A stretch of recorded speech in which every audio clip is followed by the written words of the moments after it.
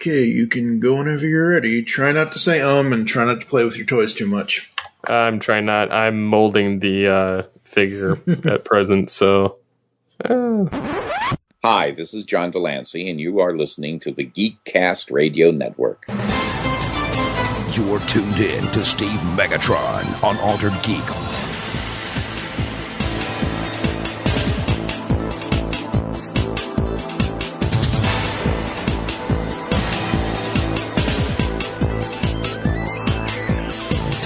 Hello and welcome to Altered Geek. I'm your host, Steve Megatron, and joining me on this adventure into geekdom is TFG1 Mike. Hello. Hello.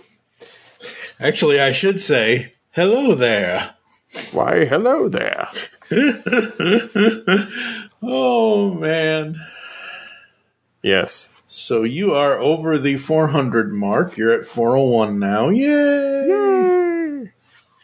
And we're here to talk about the things that we like to talk about and not the things we don't like to talk about because no one wants to listen to us talk about things that we don't like. Pretty much. Yeah. Yeah. So I have thoughts going through my head right now, and I just don't want to say anything. But anyway, so yes.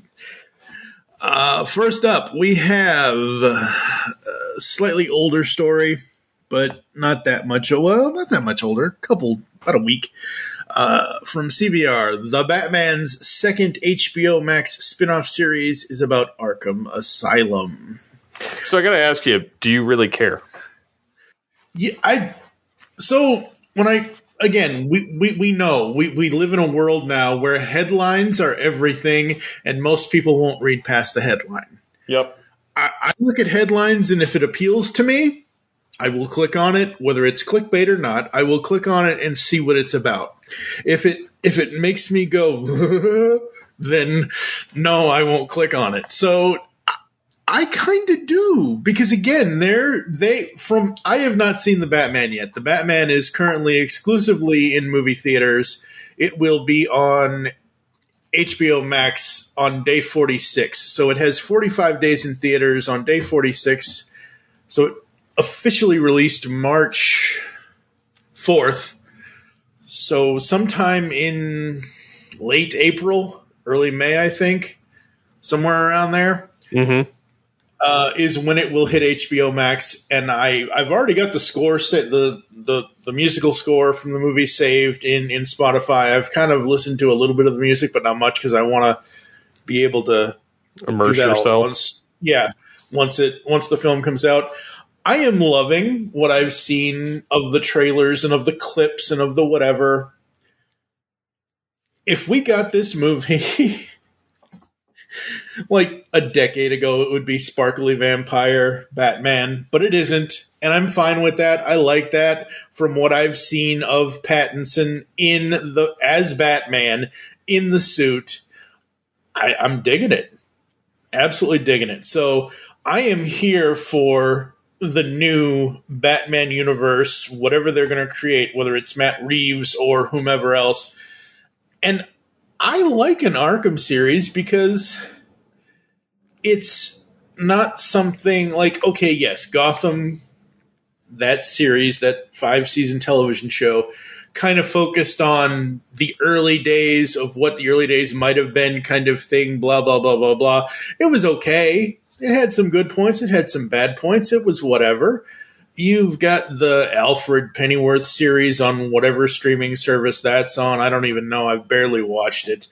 But this is interesting to me because they're taking Batman in a whole new direction. I recently said to Optimus Solo on a podcast, if you look at the 80s to early 80s to 90s, I'll say 1980 to 1999.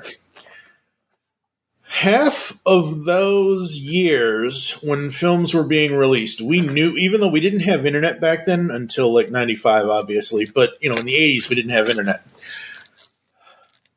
You watched like Entertainment Tonight or whatever to get what we're talking about, all that stuff. So my point is, we knew who actors were. Like, you knew that Bruce Willis was John McClane, but you also knew Bruce Willis in every other film that he did because you knew who the guy was. Same thing with Mel Gibson, same thing with Tom Cruise, even though Tom Cruise is a whole other level. But my point is, what I was trying to say to Kevin the other night was, I don't know who any actors are anymore. Like, I don't know these young actors anymore. Like, half the people in Twilight, no clue who they are. Well, they kind of went off the face of the earth, and other than the fine. two leads. Right. But my point is, when I was a kid, I knew and I paid attention to all of the actors who were acting at the time in the movies that I was watching. Nowadays, unless it's a Marvel movie or unless it's something very specific or unless it's an actor that I already know, I don't know half of the acting world, if I would say 90% of it. Like, no clue. So with this, I think this is great because you have Pattinson as Batman now, and you have what's her name? Kravitz. Zoe Kravitz. Zoe Kravitz is Catwoman. You have all these people. You have this burgeoning universe that they can make a whole new thing. So I'm absolutely excited for this. Really quickly to get this news story out of the way, Matt Reeves was speaking to the Toronto Sun, teased that fans can expect to see more of the sinister Gotham landmark, Arkham Asylum.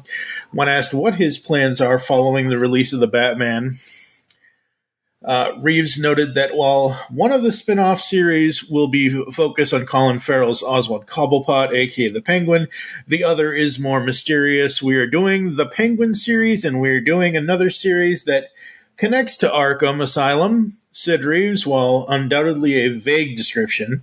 This is the first time any kind of information of the second planned HBO Max series has been formally revealed. I think this is cool, because Arkham's always been that rotting wound in the background. Yes, they've gone to Arkham. Yes, they've been in Arkham, or they've done this, or they've kind of done Arkham. But this to me is potentially, it isn't what the Arkham games were, but in a more metaphysical kind of thing. Like, it isn't going to be the story from the Arkham games, but they are using Arkham like the Arkham games did, I think. I don't know. If it's going to be a mystery and it's going to surround Arkham, I'm here for it. I want to at least try and see what it's about and see if I will like it. So yeah. Yeah, I'm not so sure, but well, I haven't seen the movie, so this is just off the cuff thoughts. I'm not in love with the bat suit. I'm not in love with some of the changes that I've heard. And honestly, like, I don't care about year one Batman. Well, that's technically year two Batman. Well, but yeah, whatever. I want to establish Batman. Like, no, I don't want the one picking up and throwing people, face first into a wall and, bludgeoning them and whatnot. But I don't know. I think I'm over some of these older, or like some of these properties, and I just don't care anymore. Mm-hmm. And while yes, I would love an Arkham Asylum series, I would have liked if they would have taken basically the premise from the Arkham Asylum or Arkham City video game and adapted it to a series. Although they kind of did that with Gotham. A little bit, but it's still... There were shades of it, but it wasn't just directly adapting it, yeah. Yeah, so I'm kind of on the fence. I'm kind of hoping that, it goes in that direction, but I don't know. Like I said, I'll say cautiously optimistic, but I'm also on the edge of my seat waiting to see what happens, because I haven't been excited for a new Batman since Bale, more so in The Dark Knight, because, like you just said, you don't want year one Batman. You want, established Dark Knight Returns Batman, established Batman, yada, yada, yada. with this, the way I see what they're doing with this, starting him at year 2, with him still learning and him still doing the more physical, like, throw your face into the ground kind of thing, they're giving us a starting point to get the Pattinson Batman established. Because Robert Pattinson is how old now? I don't even know. I think he's around. I think he's in his mid to late 30s. Okay. I'm not sure. But my point is he's got a number of years that he could be playing. Like, I haven't seen the full movie of the Batman, but from what I've seen of him, I mean, the kid has got a number of years to go with his acting.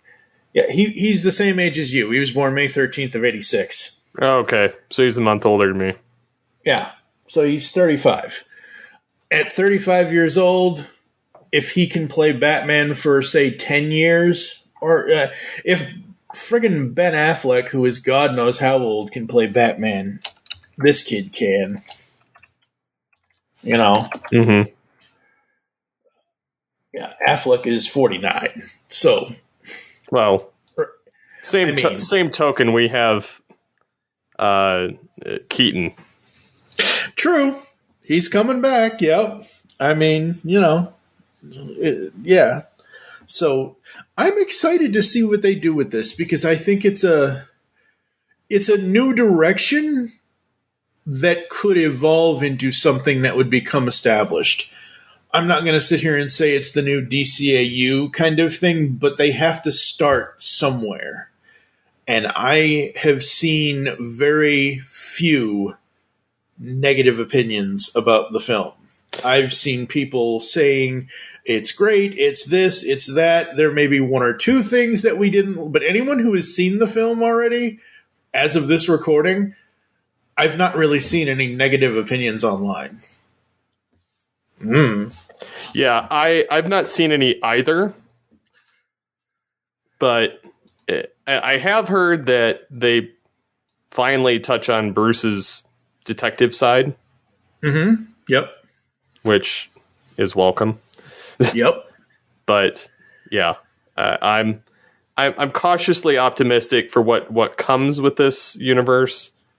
But again, we'll see. I mean, I'm not going to crap on the parade of it. I don't know enough about it to make a honest opinion.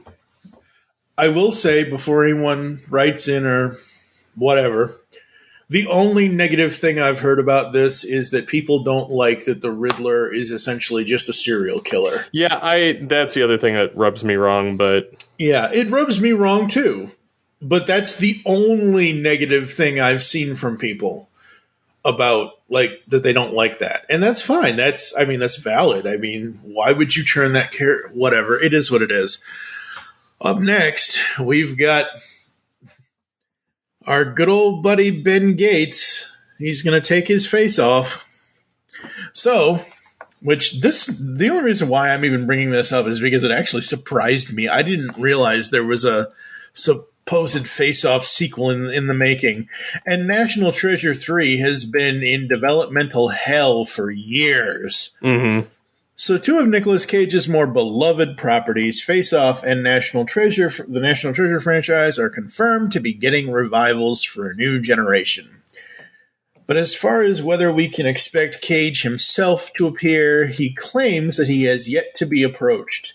Disney Plus is developing the National Treasure television series, which is said to be an extension of the film series, while the upcoming Face Off is expected to be a sequel. In this regard, it's hard to imagine a sequel where Cage wouldn't appear as Castor Troy, though it's possible the project from writer Simon Barrett and director Adam Wingard is in early enough stages that it hasn't been discussed with Cage yet. And basically what he says to Hollywood Reporter is, I have not heard hide nor hair about it as far as the face-up follow-up. He also goes on to say, so often these things we read about are just conjecture without any base or foundation to it. I feel the same about National Treasure 3. It's been 14 years. There's no there. So it's fun to think about? Sure. Would Face Off 2 be an exciting movie to make? Oh, hell yes. But John Woo was such a huge voice in that movie, it couldn't be a remake. I think these filmmakers even said as much. And the article goes on and on and on. Again, for me, it's all about quote-unquote old Hollywood. Like Nicolas Cage at this point is old Hollywood. And like he said, it's been 14 years since the last... it's been 15. It came out in 2007. It's been 15 years since the sequel, National Treasure 2, Book of Secrets. And Face Off was mid-90s, I think. Or no, it was 94. I think it was 94. Anyway, point is... Would I be interested to see this? Yes. Am I going to check out whatever this potential National Treasure Disney Plus television series is when it comes out? Sure, I'll check. Just like with Mighty Ducks, I checked it out. I watched the episodes, and then they got rid of. They got rid of my reason for watching, and now I don't care about season 2. Yeah, no, same here. So don't ruin it. Well, you know what I think is going to happen with the Disney Plus with the National Treasure reboot. Maybe that's typically what they do. So I know we now live in a world versus 15 years ago where it was kind of like just starting where we are now, but I know we live in a world where movies get turned into television series all the time and vice versa and blah, blah, blah, blah, blah. All as I wanted out of National Treasure. The first movie, I loved the first movie. I was fine. Every moment of it. I had no expectations of a sequel, even though they, hinted at or did, a little stinger at the end or whatever to say, hey, there's a sequel coming. Well, in the sequel, as much as I love Book of Secrets, they throw this let me know what's on page 47, or let me know this, or this. And, I mean, when Nicolas Cage, as the character of Ben Gates, tells the president, I think I can help you out with that, sir, you expect a third movie 2 years from 2007, but oh no. And I understand 2009 was writer's strike and all of that and everything else. But man, 15 years is a long wait. I don't know. All right. Next up we have, and it just, at some point I want to do a whole streaming episode somewhere at some point. But anyway, Hulu to lose next day streams of NBC shows, shifting to Peacock instead. So for those of you who don't know, if you have Xfinity, Comcast, whatever you want, whatever the company wants to be called, as long as you have a certain plan, Peacock is included with your whatever. You can actually pay for Peacock so you don't have ads, but it's there for free in addition to your cable package or whatever. Well, Peacock is now doing more streaming than ever. So Hulu, who is owned by Disney because Hulu, primarily, ABC, blah, blah, blah, yeah. So, they're going to lose the NBC Next Day shows, and I don't blame them. I don't have any, I don't really care, to be honest. Yeah. Yeah.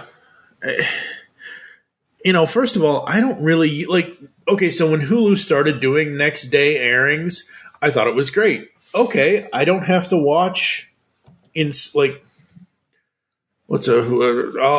just use this just because I don't have to watch Last Man Standing when it airs with commercials. Since I pay for Hulu, I can wait for the next day stream in the morning and watch it ad-free. Great, sure, fine. I mean, that was the whole point of the next day streams for Hulu, was so people, at least in my personal opinion, so people could watch them without commercials kind of thing. And honestly, I think I try to keep up with the Law & Order stuff from NBC now that the original Law & Order is back. And I've kept up with SVU for years, and now we have organized crime and all that and everything else. But, I'll marathon those. I won't watch those the next day after they air. I will, the next week. So, in the long run, for me, it sucks that Hulu, which I pay for no ads, will be losing these.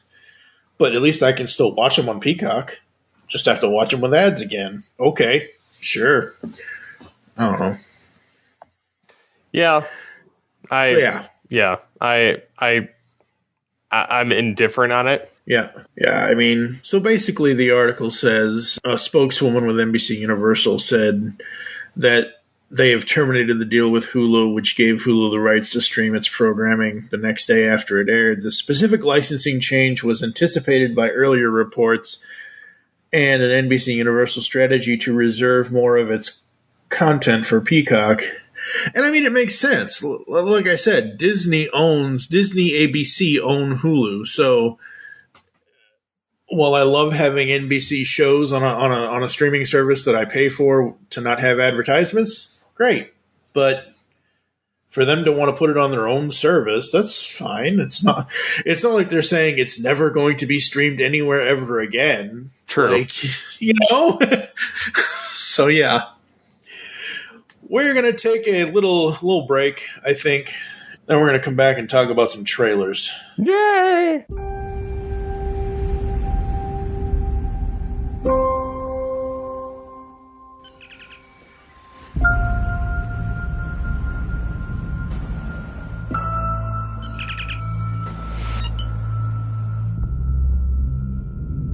Chris. I need you back, Captain.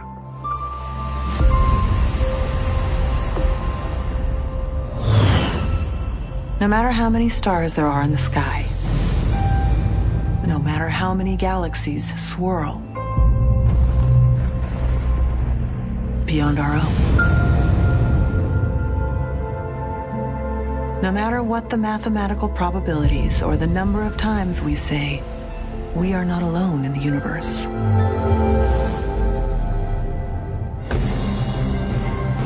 Our first visit from the stars is always the province of children's stories and science fiction. Until one day, it isn't.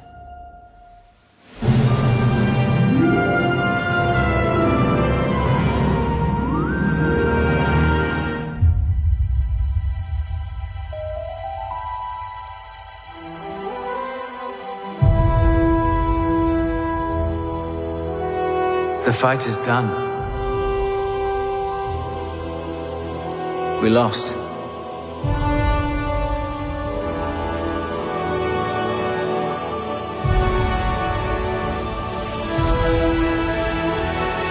Stay hidden.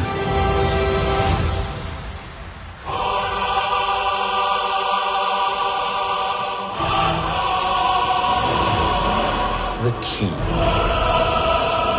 to hunting Jedi is patience.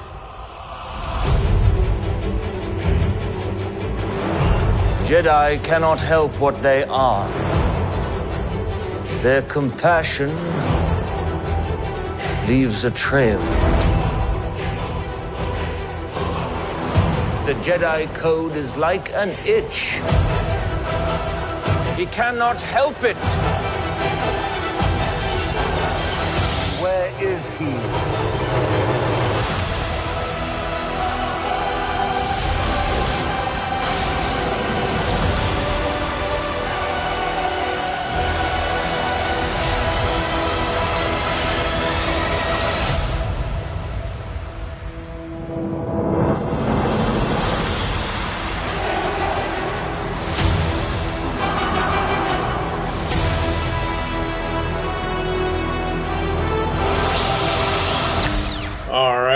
Coming back, talking trailers. What kind of hits you got on your trailer, Steve? Ha ha ha. No, I was online the other day and I saw the Obi-Wan, but it wasn't. I didn't actually see the trailer. I just saw a bunch of people freaking out about Obi-Wan, and I'm like, they had to have dropped a trailer. So I went and searched it out. I watched the trailer and I was like, okay, this is going to be pretty good. I mean, it's going to bridge the gap. They're going to get Hayden Christensen to come back and play Vader. And so ultimately, like, there's a lot of cool things in there, but it also, it's kind of a double-edged sword here. I'm kind of torn because I really like Ewan McGregor as Obi-Wan Kenobi. Right. And my first Star Wars movies, of course, were the prequels in the theater. I did see the original trilogy on VHS. But yeah. So, I mean, I've gotten to watch this character of Obi-Wan Kenobi from start to finish, and then you're filling in a little bit more of the gray area in between, before A New Hope and after Revenge of the Sith. And so I'm excited for it, and I'm optimistic for it, although there's aspects of me that are going, is it really needed? Is it going to end up being another one of the Boba Fett show? I'm really wondering these things, and because they've got the Inquisitor, and people are already comparing that because it's basically a fathead Inquisitor because they show him with like the narrow heads or whatever. Like there's no CGI; it's clearly makeup, and. I don't know. People are nitpicking on that a little bit, but they're excited that Obi-Wan's coming back, and then the fact that Vader's in it, and they're saying Vader's supposed to be uber powerful, and they're being vague on whether you're gonna see him without his suit or without his helmet at some point. Yeah, but yeah, I don't know. I'm excited for it. And just kind of waiting to see what happens. I forget when it was. It was a few months ago. No, I know when it was. It was November 12th, 2021, 11/12/21, Disney Plus Day. On Disney Plus Day, they spent the entire day giving you title cards of everything that was supposed to be coming either within the next year or over the next few years or Phase 4 for Marvel or whatever. And everybody lost their shit when the Obi-Wan title card popped up. And now, a few days ago, as you said, the trailer drops, a teaser trailer drops, May 25th, 2022, Star Wars Day, the Obi-Wan series. Now, the only thing, and this is why I wait for these, I'm not an appointment television person anymore. I haven't been since Netflix had me stream whole seasons, but because it's Obi-Wan, because it's this era of Star Wars, what I've been waiting for since we did our first Star Wars episodes over on M-Wire, when Movie Week in Review was still a thing here at GCRN, and I said, I want to see how things led up to his exile.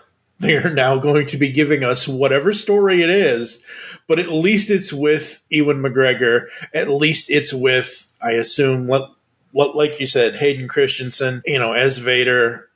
I hope they get James for voicing Vader. I don't know why they wouldn't, but yeah, I saw this trailer and very excited.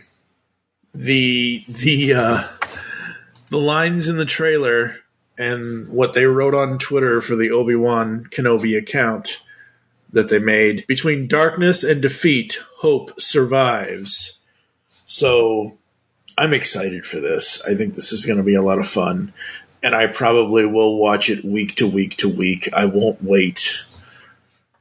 It does say that it is a limited series. So yeah, Disney Plus and their limited series things, it's usually anywhere between 5 and 8 episodes normally. So, as long as it's a good story, as long as, it is what it is, I don't know. And then we head to a completely different universe.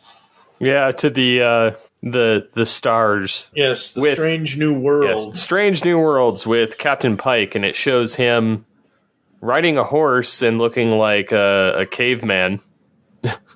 Yes. Where they're basically calling him back to duty. And what I relate this to is this is likely him, because anybody that's seen Discovery Season 2, there was an event that took place, and in order to destroy Control or to get the sphere data away from Control, they had to send it into the future, and so they needed a time crystal.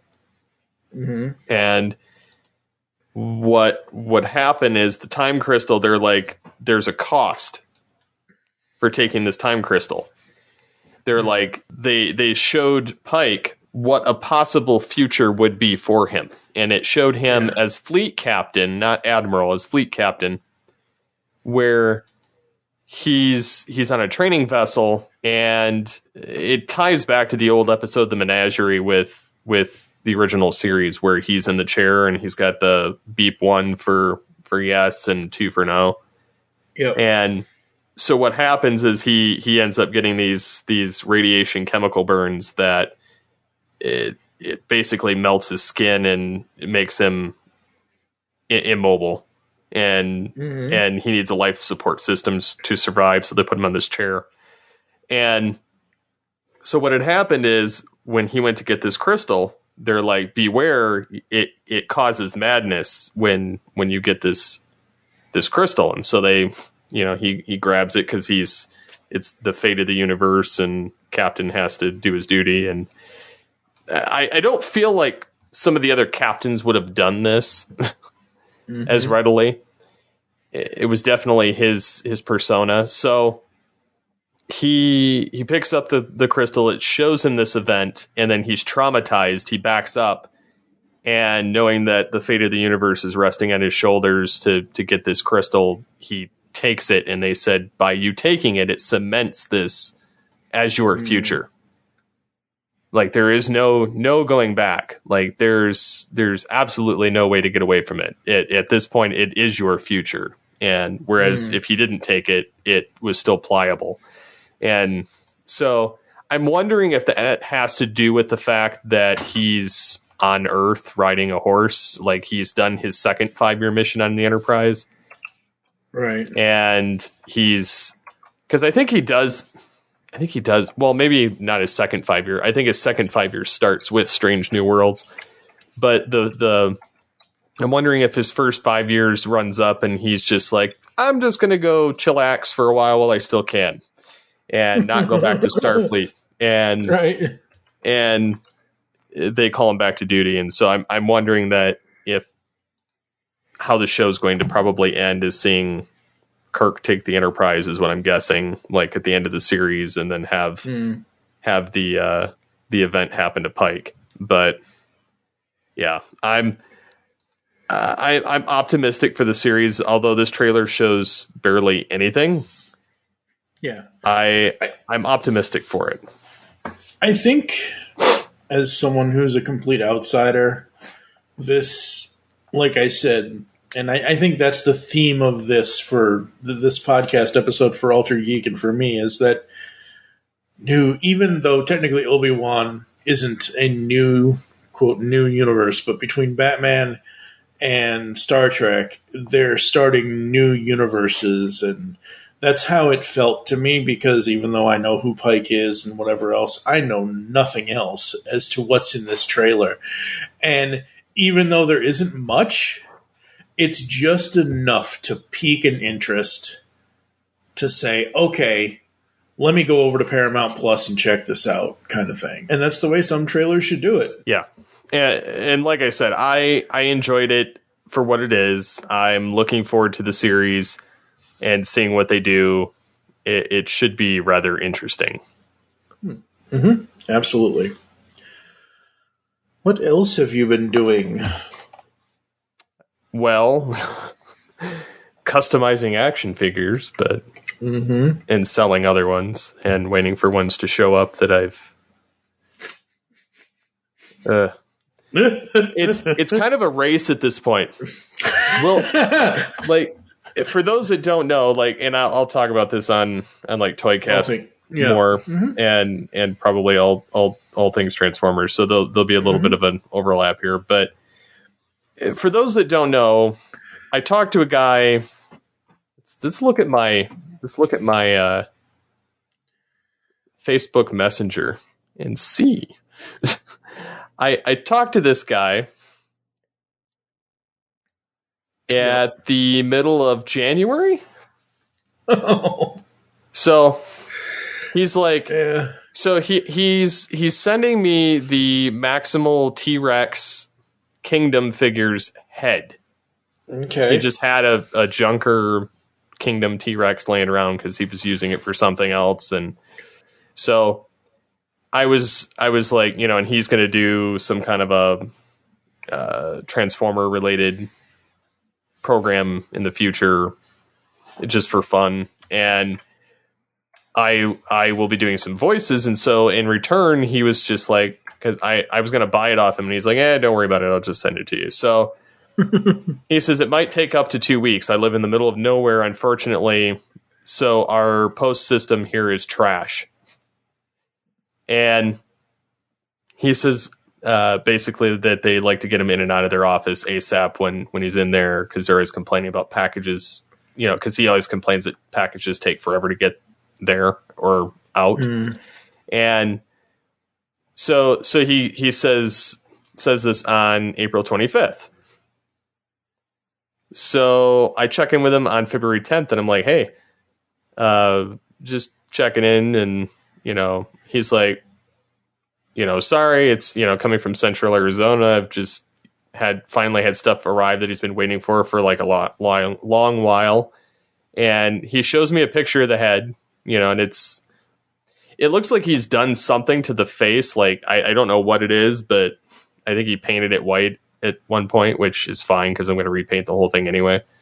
I don't understand why it's all one color, but regardless, he says, looking forward to seeing my project finished. And then I leave it at that. So then going to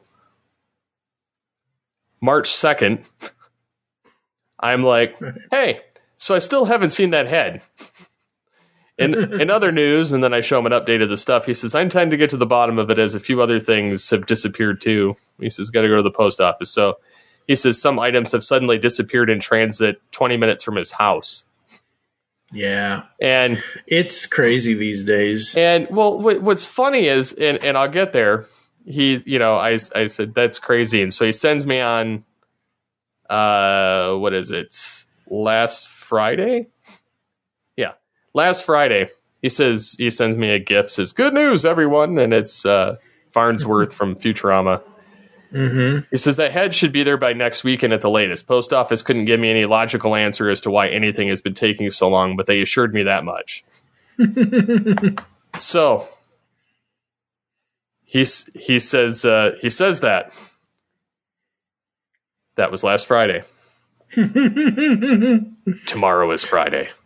Yes, tomorrow is Friday. I don't have a shipping USPS update. Like there is, like, unless it, like he said, it's in a shipping package. So theoretically, I should be able to see. I have delivery confirmation or delivery tracking. Yep. Yeah, it's informed delivery is what it's called. So they take pictures of your mail. Yeah. So I know what I'm getting every single day, and it will tell me. It will also tell me if I have packages en route to my house. Mm-hmm. So, mind you, granted, I haven't picked up mail since I dropped my family off at the airport or Wednesday morning. Yesterday morning, yes. But yeah, there's going to be 3 days worth of mail by the time I get in there, because I just don't feel like going down to the mailbox. So anyways, it says I have one package on the way. One.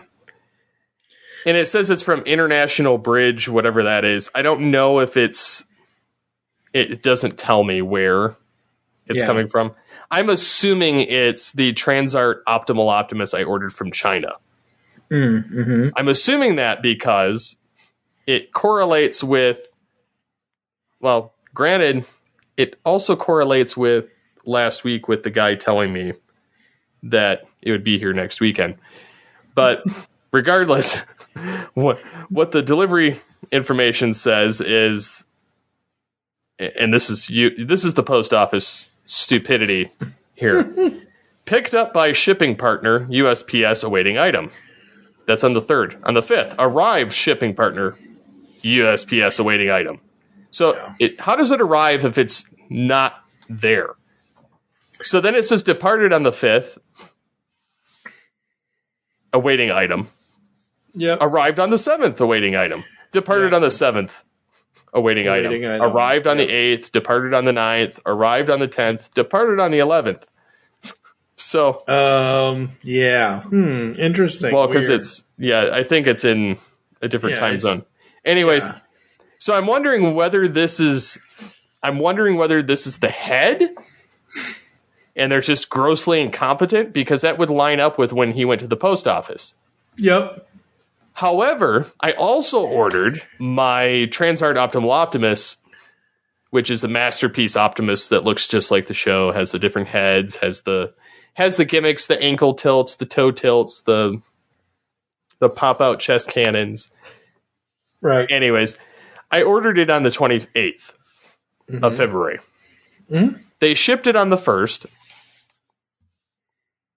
And their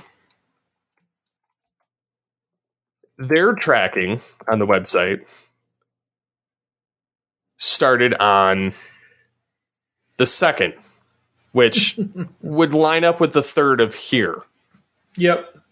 So it says, like, arrived at sorting facility in Shanghai, departed sorting in Shanghai, and then it goes to departed facility in Shanghai, departed another facility. It's the same day, though. It says arrived at a sort facility, departed the processing center, and then it says China, arrive at international airport to abroad on the 5th. And then there's no update. So I'm wondering if it's on an airplane and it's going to be here sooner. Yeah. So I'm betting I'm going to get this Optimus from China before I'm getting a head from Arizona. Yeah,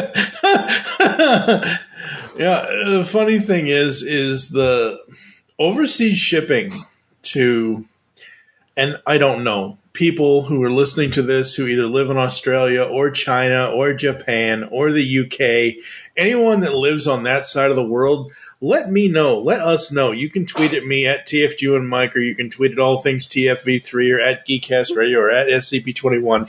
Let me know if someone in the UK sends a piece of mail, let's just say a package that weighs maybe 2 pounds. If they send it from their address across, like, town or to the neighboring town or to, like, basically, if I send something right now with quote-unquote priority mail, 2 to 3 day delivery to Steve, who I'm in Washington State, he's in Colorado, I know it's going to get there, let's say, Thursday. It'll probably get to you by Saturday, if not Saturday, Monday. But I know it's going to get to you there because we're actually living in the same country and the USPS is slightly, supposedly more smart here than whatever other mail services are around the world. But I'm wondering if, like, something like where you live and where I live overseas, if it would be that, like, shipping overseas is weird. Really weird. Strange, because I remember when I worked at the car lot, I used to order Justice League figures and Batman the Animated Series figures and random things that I would order related to that. And I'd have them shipped to work. Yeah. There were sometimes I would buy them on eBay. I would get them within a week. Yep. And I'm like, how does that even happen? Like, sometimes I get them under 2, even though it'd say like 30 days. I'd get them in like a week and a half. What's odd is now I've ordered stuff during the pandemic from China. So I've gotten now that Transmetal 2 Dragon Megatron, I got that from Transformers store in Arizona. So it was here within 7 days. But which again, it's Arizona, and I live in Colorado, and they're neighboring states. So I ordered the Transart Optimus Primal last year. That's, I want to say, in like April, somewhere in that neighborhood, March, April, somewhere. Anyways, I got it. It showed up to work within but it took up to 30 days. Like, I got it pretty close to that 30-day mark, which I was like, okay, pandemic, nobody unloading docks. Okay, it's going to take a while. But it says 15 to 30 days. And I'm completely fine with that. I mean, it does go off the grid and you can't track it anymore because then it becomes U.S. Postal Service's problem. Whereas if it's FedEx or UPS, FedEx is like, we're approaching your front door. UPS is like, we might kick it to your front door. U.S. Postal Service, where's your front door? And I'm not saying like anything against people that work for the post office because I think that sometimes things get screwed up and it's with the sorting itself and then things coming from different priorities. But I'm sorry, but it shouldn't take like I've sold 3 things on eBay in the last month and they had them within 7 days in the continental United States. One of them was in New York. And they had it within 6 days. Yeah. So how does something from Arizona not make it to Colorado? I don't know. So I'm wondering what this item is at this point. It's either my Chinese Optimus Primal or Optimal Optimus, or it's the head from Arizona. Both of which shipped on the same bloody day. So let's see which one shows up first. If it's the Optimal Optimus, I will give an update in the next when it shows up. Yeah, it check for my comments on the All Things TFV3 Twitter feed. Yep. When one of them shows up, there will be a picture to follow. Look, it came. I have a head. I hope it's the head first. I mean, for crying out loud, I'm like at the point where I want to start painting this guy. Yeah. And I don't have the bloody part. Yeah, so I will say that just to kind of close this out, I had also purchased something very small. It was like $10 USD. It was actually $13 Canadian plus shipping, but whatever. And I ordered this on the 23rd. It was shipped, and estimated delivery is 23rd of February. The estimated delivery is March 3rd to March 16th. Well, it has 5 days to get to me, and there is no actual tracking number. Like, you can't... It's weird. Like, there is no tracking. But I know as soon as it, gets in my building, eBay is going to start sending me emails and text messages saying, your thing is 5 feet away, 10 feet away, whatever kind of thing. So I will talk more about what this thing is on All Things Transformers. And then, when it shows up, it shows up. Anything else we want to bring up? So I'm enjoying the fact that I can have this time to be creative and whatnot. I'm currently batching it at my house, as people are calling it right now, because my family is in Michigan. Yes, visiting my family and their family, and So I am sitting here at my house. I've probably sat in my chair longer than I should have today. Granted, I worked from home today too, so true. My shower's being gutted and redone. Shower inserts are terrible. Yes, they are. Now, I didn't have mold like I thought because they did go. The guy did go through it, and that's good. But it was having issues on the bottom of it, and that's part of why I had it tore out. And then he's tearing it apart, and he's like, "Oh," because he has the same builder and same house as me. Just down the street, and he does construction on the side, and he goes, oh yeah, he says they cut corners anytime they can, so he pulls off the inserts, and he's showing me that they didn't even run the water line properly. Oh god! He says the inserts sit out about 3 inches on either side, all the way around in diameter. So I will actually gain 6 inches back to my shower with having it tiled. But he's showing me this, and he's like, yeah, they put these 2x4s here to support the beam structure. He says, but they didn't put the pipes and they're just the hoses, they don't use copper for a lot of the stuff anymore. So he shows me this, and it's it's over. And he says, and the outlet, like the faucet thing that turns the water on and off in the shower, it's not even bolted to the wood. It's just hanging there, like in the wall. Oh my God. And so, like, I think they used the enclosure to secure it and not do it properly, which is why it wobbles a little bit. And so he fixed all that. He did it right. And then, so he's got it prepped. So tomorrow he's going to tile it. And then I've got to clean a bunch of stuff around the house, get it all ready. So when they get back, and then they're having a talent show at my church on Saturday. So we're Mary's like, oh, and I'm not gonna be there, and she's like, you have to record it, and I'm like, ha ha ha. But yeah, so what I'm gonna do though is I had to write an episode for the program I produce, and to make it easy on myself. Plus, well, it's not easy on myself. It's gonna be harder too because I'm an idiot. So I'll get to that in a second. But half the people for the talent show will end up singing. Okay. It's just nature of the beast. Most of them will end up singing. It's just what happens. Somebody will probably tell a joke. Somebody will probably read or something or do something goofy or I don't know or act or something. I'm going to read this production that I wrote. That's not actually been produced yet. It will be next week. But I'm going to read and I'm going to play all the characters. So I had already scripted it with me playing 3 anyway. My goal is to get up to like between 6 and 10. Oh wow, voices.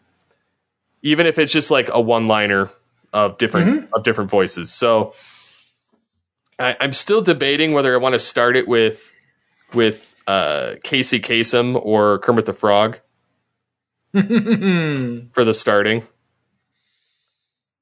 I would start it with Kermit and end it with Casey, but that's just me. Okay, that makes sense. But yeah, so I mean, I've got some different characters I'm going to pull from, and I'm probably going to do like a Barney Fife from Andy Griffith, and I pulled that one on somebody on the last season that we did. They ended up needing somebody that was supposed to be a goofy security guard at a school, and he had a megaphone, and the cop takes it away from him because they're trying to get everybody's attention and arrest somebody, and he's like, you have a megaphone? What do you got that for? And he takes it away from him, and then he goes, hey. So but he's like, you took my megaphone, and so they the director of the program just lost it. He's like, all right, that's good. He's just keeping it. Barney Fife is in the building, folks. Yeah. So I'm debating whether I want to try Morgan Freeman for a line or two, but so the reason why I say you should start it with Kermit and end it with Casey is Kermit's with easier. Kermit. Well, no. I mean, for you, they're not all easy, but for Kermit, it's like, hi ho, Kermit and I know you're not going to say Kermit the Frog, but I'll say it. You can do the hi ho thing, and at the end, as Casey, you can do keep your feet on the ground and you're facing the stars or whatever the Casey Kasem classic sign off is. I'll have to look it up. Yeah, I will. It's keep your feet on the ground and your mind in the stars. Or I used to know it. Well, I was telling somebody about it, and they're like, that name's vaguely familiar to me because like they didn't listen to a lot of radio growing up and stuff, and I says, and one of them put 2 and 2 together. They're like, didn't he play like somebody on Scooby Doo? I says Shaggy, and they're like, really? Yep. And yeah, so I was like, this is Casey Kasem, and you're listening to the Top 40 Countdown. Yeah. It is keep your feet on the ground and keep reaching for the stars. I'll have to write that down. Yeah. Because I have to rewrite it so that I can fit these characters. Plus, I have to write some of the characters. I write them how they talk. So Casey Kasem, I learned when I did a monologue for my acting class. and I wanted to use his voice. Mm-hmm. I wrote it in such a way that I had special dividers with each way that he ends a sentence. Mm-hmm. So that I would end it properly, as Casey Kasem would sound. Yeah. And somebody picked up on it in class, so did the teacher. They're like, "You did Casey Kasem, didn't you?" And I was like, "Yep." Yep. And the only reason why I say, because to me that kind of makes sense. Hi ho, that's the start. And Kermit the Frog here. Yep. And then the ending would be, keep your feet on the ground and keep reaching for the stars. And the only reason why I even bring it up, besides the fact that I know that you can do Casey's voice, is that I have been, right before we started recording this episode of Altered Geek, I have been marathoning a pup named Scooby-Doo on Boomerang. So I've kind of had young Shaggy in my head. So yeah. I should do Arnold. You should do Arnold the dog, the Rob Paulson Arnold the dog from Tiny Toons. No, pop you up. Except I can't say "get to the choppa," so because it won't fit with the dialogue. Okay. So that's what I'm going to do on Saturday night. Not very cool. I don't know why I put myself up to these things, because I don't like being in front of people. And I saw the call for it go, and I was like, I text Mary and I'm like, "You think I should do it?" And she's like, "Yes." Well, of course she's going to tell you to do it. And then she was disappointed to find out that she wasn't going to be here to see it.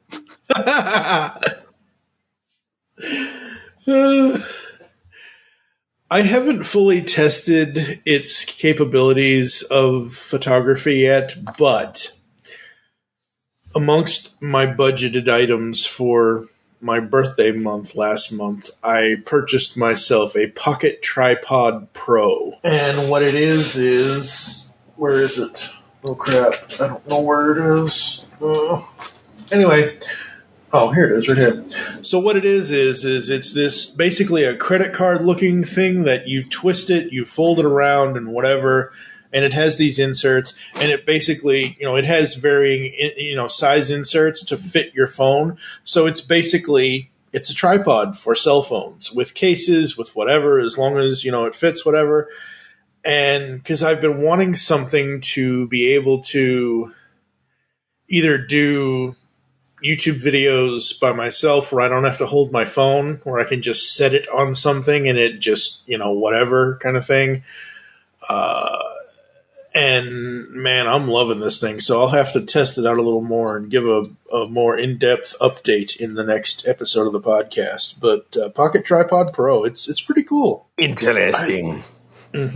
I don't think I have anything else for this. I don't think so either. So if the fans have something that they would like to hear us talk about, they can email us, or they can contact us on the social medias. Yes, what is yours, sir? Mine would be at TFG1Mike. Mine would be at SCP-21 or at Steve Phillips VO. If there's some kind of crazy voice that you want me to try and attempt and do, or script something out in a future episode, let me know that too, just for fun. Or if there's a tirade that you want me to go on, or Mike to go on, let us know. Oh man, not hard to do, but it's always fun. We'll come prepared.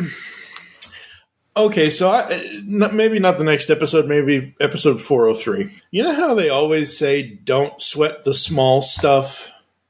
Like, that's a saying that has been said for years, and there's cups and mugs and whatever, and it has all these small... The problem I have with the don't sweat the small stuff thing is that if you don't sweat the small stuff, it builds up, it builds up, it builds up, and eventually you're going to be Bruce Banner in the Avengers. The key is, Cap, I'm always angry. And that's how I've felt the last few years, even before Karen died, and it had nothing to do with my relationship with my late wife or anything like that. It had more to do with, oh my God, this goes wrong. Oh my God, that goes wrong. Or like, I'm not going to do this, but I almost want to do a YouTube video of me editing a podcast because as of this recording, I'm in the middle of editing something and I actively say what I'm doing as I'm doing it. So that way I know what the hell I'm doing. So if I have to split a clip or if I have to razor a clip or if I have to cut a section of dead air out, I'm like, split, delete. And I will just sit here and talk to myself through the entire recording for everything I have to do, because if I do the wrong thing, it's like, oh, crap, gotta go back, undo. Like, I have a PC. I've had a PC for years, but I've been using mouse controls more than anything. I feel like I'm using a damn Mac. I don't know. So yeah, we're gonna Dell. I don't want a Dell. I don't want a Dell either. Yeah, no. Keep her away from me. Yeah, exactly. She's too easy. I'm not going there. Well, I believe that's one of her more recent song titles because I've been listening to morning radio again for a while, and I'll say this to end the show, and you can close it out after. I've been listening to morning radio again only because my friend Laura Hardy went from Louisville to Grand Rapids, Michigan.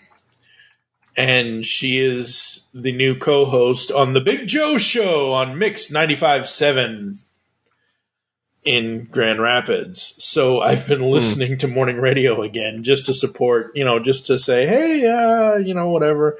So when you listen to morning radio, from, let's say, 5 a.m. to 7 a.m., you're going to hear all of the songs, and then by the 8, 9 o'clock hour, you're going to then hear all the same songs again in the same loop.